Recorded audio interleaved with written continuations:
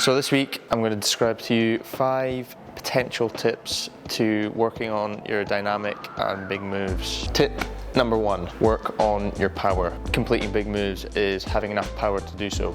So training your power is really important. Personally, to train power for myself, over the years I've done a series of pull-ups. This is a very basic recommendation, but it can't hurt. Doing fast pull-ups or doing pull-ups at your maximum effort is a good way of working on your power, or even just forcing yourself to do more dynamic moves and jumps on climbs if that's not natural to you. Training power on holds that are sort of climbing based, a little bit smaller than the size of a pull-up bar for instance, is quite useful as well. It trains your fingers at the same time, specific to the task. Tip number 2, dead pointing. When you're going to a hold with much more velocity, because the move is much bigger and requires more power, you need to be more accurate. You can't slow down. Being able to hit a hold perfectly first time is basically the definition of dead pointing. Ways of training this are, first of all, adding big moves into your training. A massive recommendation for all of these tips. You can train on a campus board, jumping up and catching a hold, dropping off, repeating, drilling. Drilling is important. Whether you want to use the term muscle memory or not, it trains the neural pathways that help you remember the movement. Tip number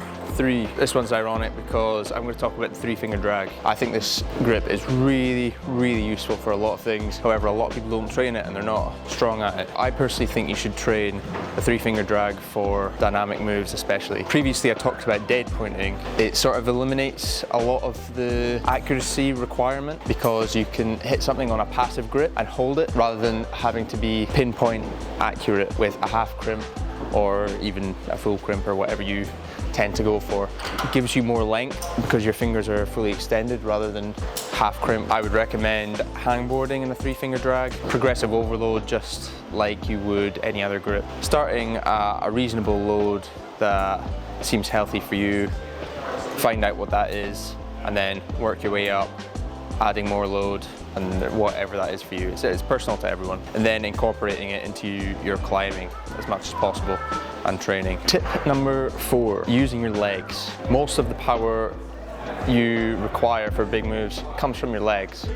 Of course, if you're on steep ground, if you're on small holds and hard climbing, you require strength in your fingers, in your arms and your back, all over your upper body. Generating the momentum comes from your legs. This even goes for campus moves, which some of you might think, oh, that's bizarre because your feet aren't even on.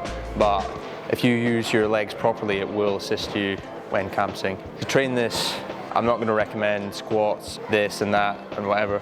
It's just to mentally focus on your legs when you're going for big moves. What you see often is people sort of setting up for the move and they're in this position. They're bent arms and they've not got a lot of weight on their feet, it's all in their hands, and they go for the move and they fall down. It's better to have straight arms most of the time, get all the weight in your legs, and then you can just use your arms to guide. Your legs create the force, your arms are just a guide. So that's one thing I'd really recommend you to focus on when doing dynamic moves. Final tip, direction of power. There's no point having all the power if you can't force it in the right direction. Being able to know your center of gravity and where to send it is really important. And again, that just comes with time on task and trying these sorts of moves. Focus points for this of your waist, where your waist is hanging, and I'll show you. In this position, my center of gravity is being forced out, but that's good when starting a movement because the only way it can go is in to extend your longevity in the motion, rather than if you start in, the only way for it to go is out when you start to push, because you can't go in through the wall. Main point from that, start with your hips out from the wall and pull in to stay close to the wall when you catch the hold.